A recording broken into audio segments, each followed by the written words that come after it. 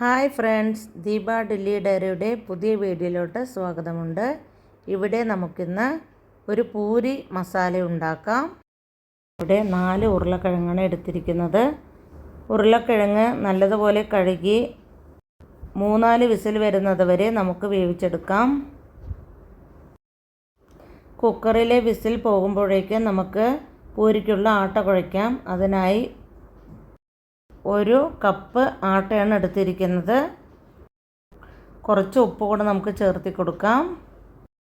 ഈ 1 കപ്പിലാണ് ഞാൻ വെള്ളം എടുത്തിരിക്കുന്നത്. പതുക്കെ കുറച്ച് വെള്ളം ഒഴിച്ച് കുഴച്ചെടുക്കാം. നമുക്ക് ഒരുപാട് വെള്ളം കൂടാതെ ശ്രദ്ധിക്കണം. നല്ലതുപോലെ സോഫ്റ്റായിട്ട് നമുക്ക് കുഴച്ചെടുക്കാം.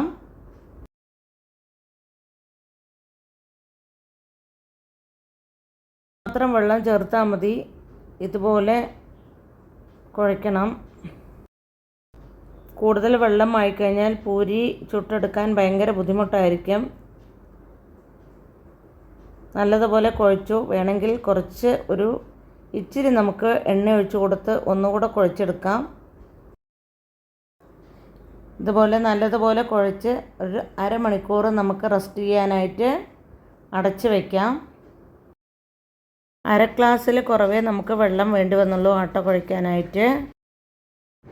ഇനി മസാല തയ്യാറാക്കാം. അതിനായിട്ട് ഇവിടെ 1 ഉള്ളിയും 1 തക്കാളിയും 1 തുണ്ട് ഇഞ്ചിയും 5-6 പച്ചമുളകാണ് ഞാനിവിടെ എടുത്തിരിക്കുന്നത്. ഇതെല്ലാം തന്നെ നമുക്ക് നീളത്തിൽ അരിഞ്ഞു കൊണ്ടുവരാം. പച്ചമുളകൊക്കെ ചെറുതായും ഇഞ്ചിയും എല്ലാം ചെറുതായി അരിഞ്ഞു കൊണ്ടുവന്നിട്ടുണ്ട്.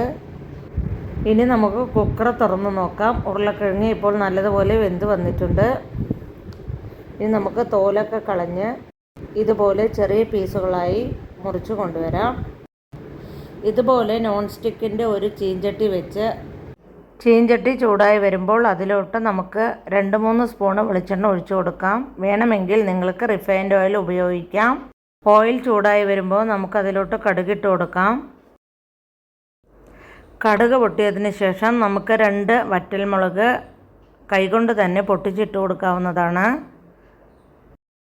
അതിനുശേഷം കടലപ്പരിപ്പും ഉഴുന്നപ്പരിപ്പും ഇട്ട് നല്ലതുപോലെ ഫ്രൈ ചെയ്തെടുക്കാം.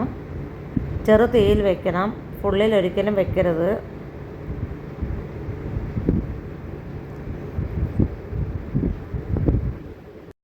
ഇനി നമുക്ക് ഉള്ളിയും ഇഞ്ചി അതുപോലെ പച്ചമുളകെല്ലാം ഇട്ട് കൊടുത്ത് നല്ലതുപോലെ ഇളക്കി യോജിപ്പിക്കാം. ഉള്ളി പെട്ടെന്ന് വഴറ്റി വരാനായിട്ട് നമുക്ക് ഉപ്പ് കൂടെ ചേർത്ത് കൊടുക്കാം. ഉരുളക്കിഴങ്ങിന് ആവശ്യമുള്ള ഉപ്പ് കൂടെ ആയി. പിന്നീട് നോക്കിയിട്ട് മാത്രം ഇട്ടാൽ മതി. ഇനി നമുക്ക് ഒരു ചെറിയ സ്പൂണിൽ മഞ്ഞൾപ്പൊടി ഇട്ട് കൊടുക്കാം. നല്ലതുപോലെ ഇളക്കി യോജിപ്പിക്കാം. അതിനുശേഷം തക്കാളി നീളത്തിൽ അരിഞ്ഞത് കൂടി ഇട്ട് കൊടുത്ത് നല്ലതുപോലെ ഇളക്കി യോജിപ്പിക്കാം. തക്കാളി നല്ലതുപോലെ വെന്ത് എണ്ണ മുകളിൽ തെളിഞ്ഞു വരുന്നവരെ നമുക്ക് ഇളക്കി യോജിപ്പിക്കാം. അതിനുശേഷം നമുക്ക് ഉരുളക്കിഴങ്ങ് കൂടി ഇട്ട് കൊടുക്കുന്നുണ്ട്. കുറച്ച് കയ്യിൽ കൊണ്ട് കുത്തി തന്നെ നമുക്ക് ഉരുളക്കിഴങ്ങ് ഉടച്ചെടുക്കാം. അല്ലെങ്കിൽ ഇതുപോലൊരു മാഷർ ഉപയോഗിച്ച് തന്നെ നമുക്ക് ഉരുളക്കിഴങ്ങ് ഉടച്ചെടുക്കാം. പെട്ടെന്ന് തന്നെ ഉടഞ്ഞു കിട്ടും. ഇനി നമുക്ക് ഗ്രേവിക്ക് ആവശ്യമുള്ള വെള്ളം കൂടെ ഒഴിച്ചു കൊടുക്കാം. അതിനുശേഷം നല്ലതുപോലെ ഇളക്കി യോജിപ്പിക്കാം. തിള വരാനായി നമുക്കൊരു ഡക്കൺ ഉപയോഗിച്ച് അടച്ച് വയ്ക്കാം. 5 മിനിറ്റ് കഴിഞ്ഞ് ഡക്കൺ തുറന്ന് നോക്കാം. ഉരുളക്കിഴങ്ങെല്ലാം തന്നെ മസാലയിൽ ചേർന്ന് പിടിച്ച് നല്ല അടിപൊളി ഗ്രേവിയായി വന്നിട്ടുണ്ട്. ഈ കയ്യിൽ കൊണ്ടു തന്നെ ഉടയാത്ത ഉരുളക്കിഴങ്ങ് നമുക്ക് ഒന്നുകൂടെ ഉടച്ച് യോജിപ്പിക്കാം. ഇപ്പോൾ നമ്മുടെ മസാല റെഡിയാണ്. തീർച്ചയായിട്ടും എല്ലാവരും ഇതുപോലെ ഒന്ന് ഉണ്ടാക്കി നോക്കണം. ഇപ്പോൾ നല്ലതുപോലെ തന്നെ നമ്മൾ കുഴച്ച് വെച്ച ആട്ടമാവ് സോഫ്റ്റായി വന്നിട്ടുണ്ട്. ഒന്നുകൂടെ നല്ലതുപോലെ കുഴച്ച് കൊടുക്കാം. എന്നിട്ട് ഇതുപോലെ ചെറിയ ഉരുളകളാക്കി ഇടാം.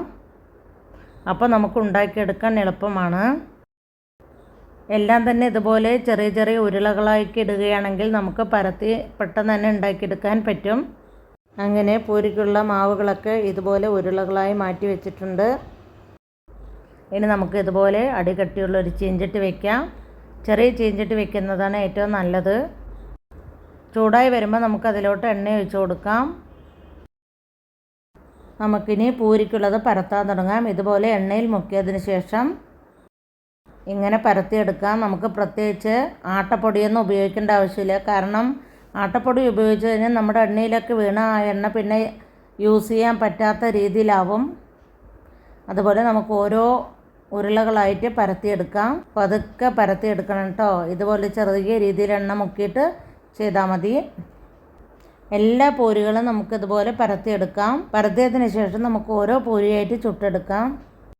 അധികം വട്ടമില്ലാത്ത ചീഞ്ചട്ടി ആയതുകൊണ്ട് എണ്ണയാണെങ്കിലും ആവശ്യത്തിന് ഒഴിച്ചു കൊടുത്താൽ മതി പൂരി പൊന്താനുള്ളത്. നല്ലതുപോലെ തന്നെ പൊന്തി 2 സൈഡും ബ്രൗൺ ആക്കി നമുക്ക് എടുക്കാം. ഇനി അടുത്തത് നമുക്ക് ഇട്ട് കൊടുക്കാം. ഇതുപോലെ നമുക്ക് എല്ലാ പൂരികളും ചുട്ടെടുക്കാം. തീർച്ചയായിട്ടും എല്ലാവരും ഈ രീതിയിൽ പൂരി ഉണ്ടാക്കി നോക്കൂ. കുഴയ്ക്കുമ്പോൾ നല്ലതുപോലെ സോഫ്റ്റായി കുഴച്ചെടുത്താൽ മതി. അപ്പോൾ അടിപൊളിയായിട്ട് പൂരി ചുട്ടെടുക്കാൻ പറ്റും നമുക്ക്. എല്ലാ പൂരിയും ഞാൻ ചുട്ടെടുത്തിട്ടുണ്ട്. ഇനി നമുക്കൊരു സർവിങ് പ്ലേറ്റിലോട്ട് മാറ്റാം. തീർച്ചയായിട്ടും ഇതുപോലെ എല്ലാവരും ഉണ്ടാക്കി നോക്കുമെന്ന് പ്രതീക്ഷിക്കുന്നു. വീഡിയോ ഇഷ്ടമാവുകയാണെങ്കിൽ ചാനൽ സബ് ചെയ്യാനും ഷെയർ ചെയ്യാനും ലൈക്ക് ചെയ്യാനും ഒരു ഹൈപ്പ് കൂടെ തരാനും മറക്കരുത് കൂട്ടുകാരെ.